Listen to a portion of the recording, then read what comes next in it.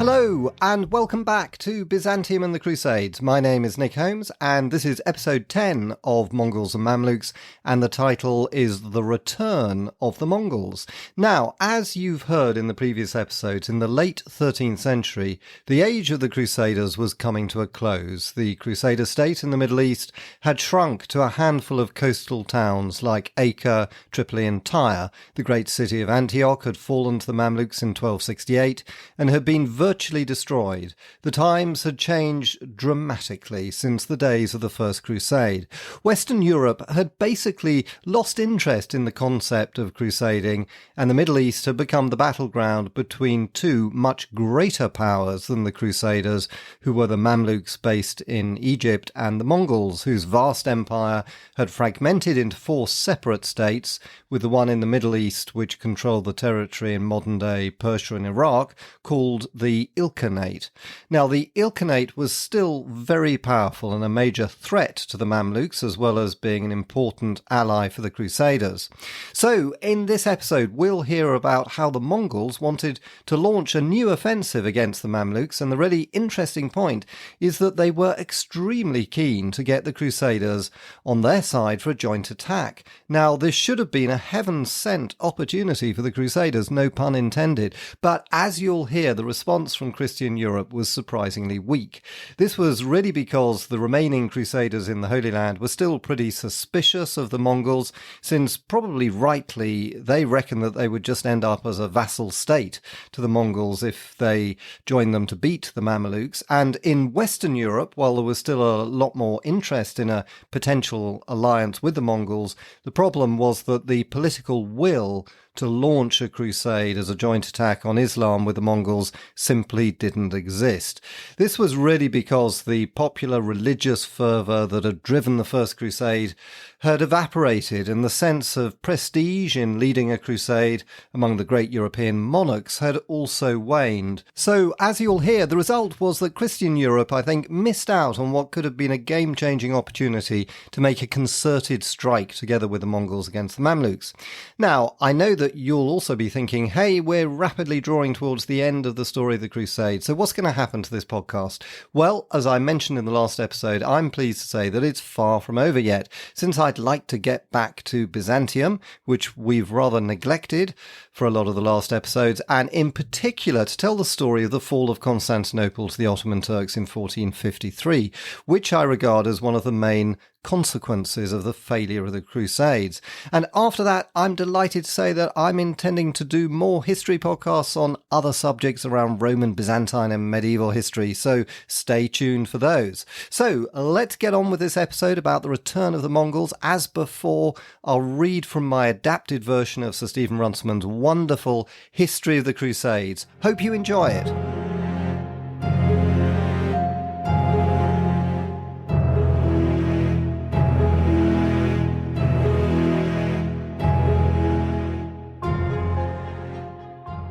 In July 1277, there was rejoicing in Crusader Outremer when news came of the death of the Mamluk Sultan Baybars. His successor was his eldest son Baraka, a weak youth whose time was employed in trying to control the Mamluk emirs. But in August 1279, the emir of the Syrian troops, Kalawan, revolted and marched on Cairo.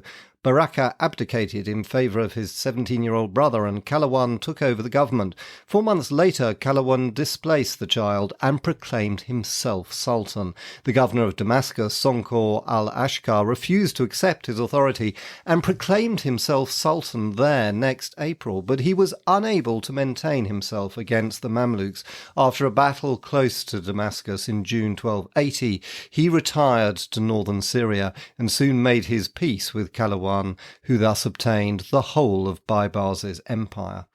The Crusaders made no use of the respite. In vain, the Mongol Ilkhan Abaga and his vassal Leo III of Armenia urged an alliance and a crusade. Their only advocate was the Order of the Hospital. Charles of Anjou, with his hatred of Byzantium and its Genoese allies, ordered his warden at Acre, Roger of San Severino, to keep to an alliance with the Venetians, the Templars and the Mamluk court. The Pope, who'd been promised by the Emperor Michael the submission of the Byzantine Church, encouraged Charles in his Syrian schemes in order to distract him from an attack on Constantinople. King Edward I of England showed his sympathy with the Mongols, but he was far away in England and had neither the time nor the money for a new crusade. Meanwhile, the Mongol Ilkhan was eager to strike against the Mamluks before Kalawan should be able to consolidate himself. Sonkor, the ex-emir of Damascus, was still defying the Mamluks in northern Syria when, at the end of September 1280, a Mongol army crossed the Euphrates, and on the 20th of October it entered Aleppo, where it pillaged the markets and burnt the mosques. The terrified Muslim inhabitants of the districts fled south towards Damascus. At the same time, the Hospitallers of Markab made a highly profitable raid into the Bukhaya, penetrating almost to the castle of Krak, and as they returned, defeating near Maraclea, the Muslim army sent to restrain them. But the Mongols were not in full enough strength to hold Aleppo. When Kalawan assembled his forces at Damascus, they retreated back across the Euphrates. The Sultan contented himself with sending a force to punish the Hospitallers, who defeated it in front of Markab. About the same time, a Mongol ambassador appeared at Acre to tell the Crusaders that the Ilkhan proposed sending an army of 100,000 men to Syria next spring, and to beg them to supplement him with men and munitions. The Hospitallers sent the message on to the English King Edward, but at Acre itself there was no response. However, the news of the coming Mongol invasion frightened Kalawan. He made peace with Sonkor in June 1281, enfeoffing him with Antioch and Apamea, and he sent to Acre to suggest a 10-year truce with the military orders. The truce made with the government at Acre in 1272 still had over a year to run. Some of the emirs in the Egyptian embassy told the Crusaders not to make terms with Kalawan, as he would soon be overthrown. When Roger of San Severino heard this, he at once wrote to warn the Sultan, who was able to arrest the conspirators in time. Meanwhile, the military orders at Acre agreed to the treaty, which was signed on the 3rd of May. On the 16th of July, Bohemond made a similar truce. It was a diplomatic triumph for Kalawan, a united Crusader effort on his flank, even without reinforcements from the west, would have seriously complicated his campaign against the Mongols. In September 1281, two Mongol armies advanced into Syria. One, commanded by the Ilkhan in person, slowly reduced the Muslim fortresses along the Euphrates frontier, while the second, under his brother Mangu Timur, first made contact with Leo III of Armenia, then marched down through Aintab and Aleppo into the Orontes Valley. Kalawan had already gone to Damascus, where he assembled his forces and hurried northward. The Crusaders held aloof, except for the Hospitallers of Markab, who refused to consider themselves bound by the truce made by the order at Acre. A few of their knights rode out to join the King of Armenia. On the 30th of October, the Mongol and Mamluk armies met just outside Homs. Mangu Timur commanded the Mongol centre, while other Mongol princes on his left, and on his right his Georgian auxiliaries with King Leo and the Hospitallers. The Muslim right was under Al-Mansur of Hama. Kalawan himself commanded the Egyptians in the centre, with the army of Damascus under the Emir Lajin beside him, and on the left the former rebel Sonkor with the northern Syrians and Turkomans. When the battle was joined, the Christians on the Mongol right soon routed Sonkor, whom they pursued right into his camp at Homs, thus losing touch with their centre. Meanwhile, though the Mongol left held firm, Mangu Timur himself was wounded in the course of a Mamluk attack on the centre. His nerve left him, and he ordered a retreat. Leo of Armenia and his comrades found themselves isolated. They had to fight their way back northward, suffering heavy losses, but Kalawan had lost too many men to follow in pursuit. The Mongol army recrossed the Euphrates without further losses. The great river remained the frontier between the two empires, and Kalawan did not venture to punish the Armenians. The prior of the English Hospitallers, Joseph of Chauncey, who was visiting the East, was present at the battle and wrote afterwards to the English King Edward I to describe it. He said that King Hugh and Prince Bohemond had not been able to join the Mongols in time. He was probably trying to shield them from the wrath of the English king, who was the only Western monarch still to take an interest in the Holy War, and who strongly favoured the Mongol alliance. But Edward's perspicacity was not copied in the East. King Hugh had done nothing. Bohemond had made a truce with the Muslims, while Roger of San Severino, King Charles's deputy, made a special journey to meet Calawan and indeed congratulated him on his victory. Meanwhile, in Sicily, there occurred an event that would dominate Western Europe for the next few years. On the evening of the 30th of March 1282, the Sicilians, exasperated by the arrogance of Charles of Anjou and his soldiers, suddenly rose up and massacred every Frenchman in the island. The so-called Sicilian Vespers had far wider effects than the angry islanders could have expected. Charles's great Mediterranean empire was shown to be without foundation. For the next decades, he and his successors vainly tried to recover Sicily from the Aragonese princes who were elected to its throne. The Angevin kingdom of Naples was no longer a world power, and the papacy, which had guaranteed to the Angevins their Sicilian kingdom, was humiliated and ruined financially in its attempts to restore its clients. Angevin schemes in the Balkans and further to the east were abandoned. At Constantinople, the Byzantine emperor sighed with relief. He had no longer to infuriate his people by offering the submission of their church to Rome if Rome would curb Charles's ambitions. In Crusader Outremer, Charles of Anjou's general, Roger of San Severino, suddenly found himself without any backing. He was summoned to return to Italy by his master and left Acre towards the end of the year, confiding his position as warden to Odo Walchien. To the Mamluks of Egypt, the collapse of Charles of Anjou's power came as a shock, but also as a relief. Both Baibars and Calawan had feared and respected him, and therefore had refrained from attacking his new province in Outremer. Now there was no one to restrain the Sultan, as long as the Crusaders could be kept from alliance with the Mongols. In June 1283, when the truce signed at Caesarea ended, Calawan offered Odo Walchien to renew it for another 10 years. Odo gladly accepted, but he was unsure of his authority. The treaty was therefore signed on the Crusader side in the name of the Commune of Acre and the Templars of Athlit and Sidon. It guaranteed the Crusaders in their possession of the territory from the ladder of Tyre north of Acre to Mount Carmel and Athlit, and also of Sidon. But Tyre and Beirut were excluded. The right of free pilgrimage to Nazareth was maintained. But Calawan was preparing to attack those of the Crusaders who were not protected by this treaty. The widowed ladies who governed Beirut and Tyre, Esquiva and Margaret, hastened to ask him for a truce, which was granted to them. The Sultan's objective was the great castle of the hospital at Markab, whose inmates had too often allied themselves with the Mongols.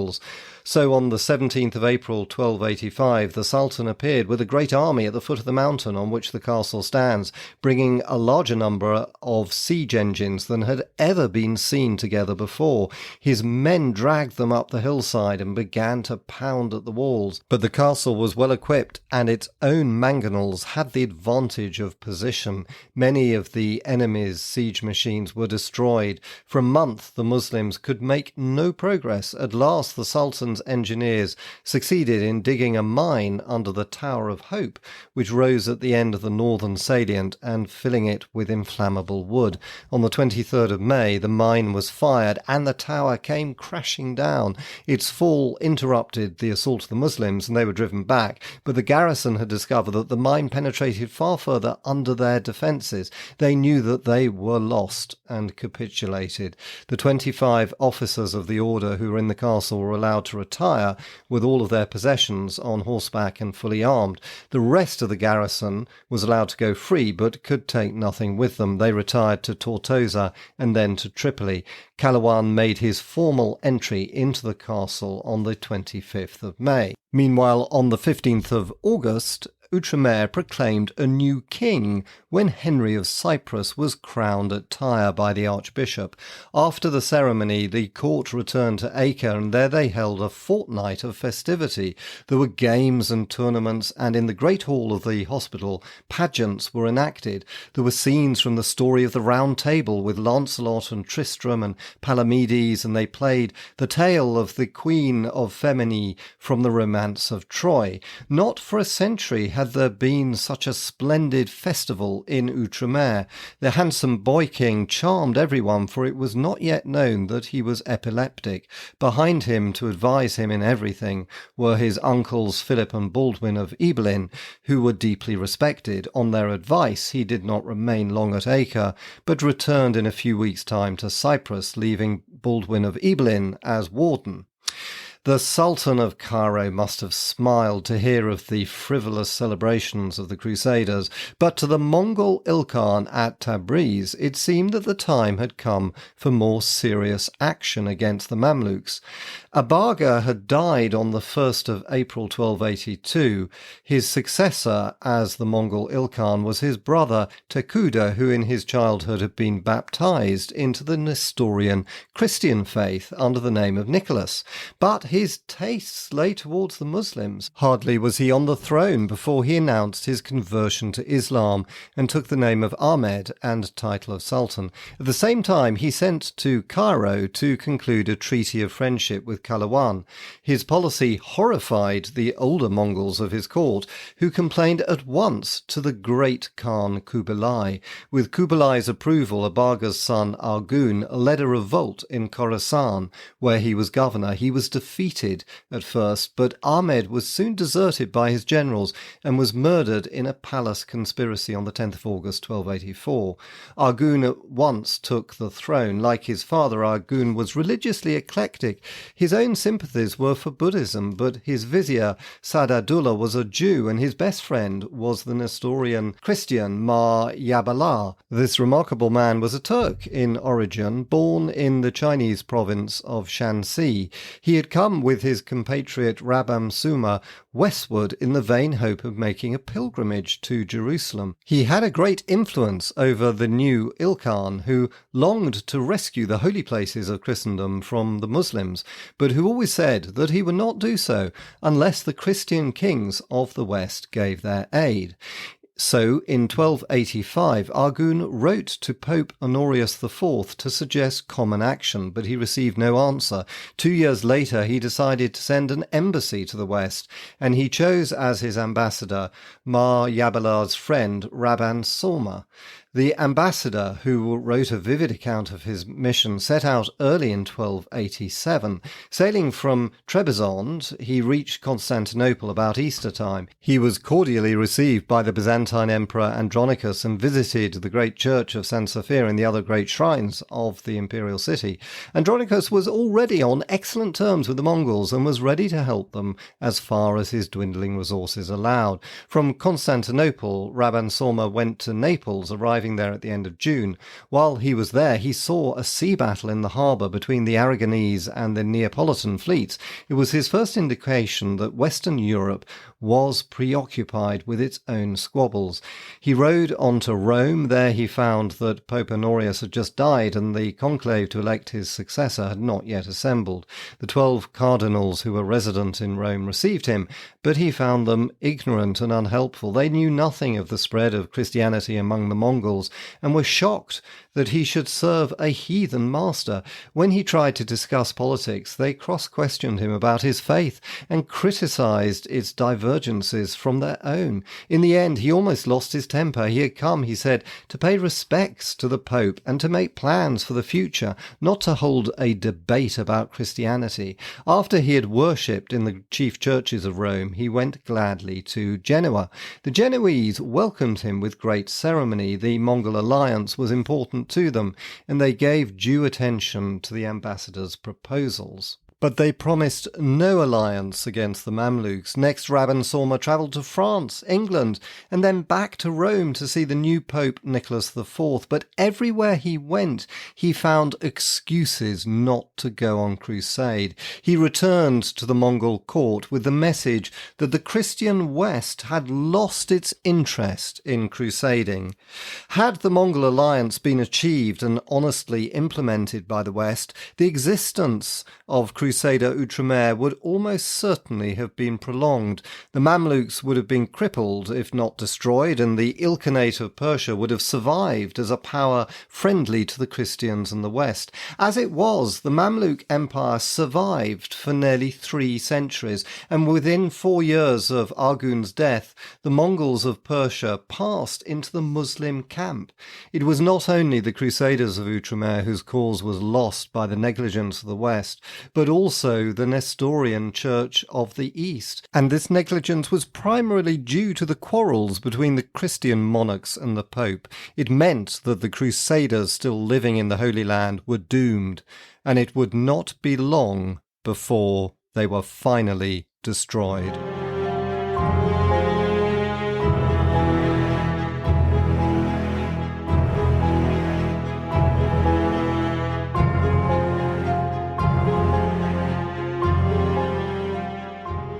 And that ends this episode. Hope you enjoyed it. And if you did, I'd be delighted if you wanted to recommend it to a friend or leave a review on Apple Podcasts. Thank you so much. And in the next episode, we'll hear how the Crusaders started their final descent into oblivion. See you then.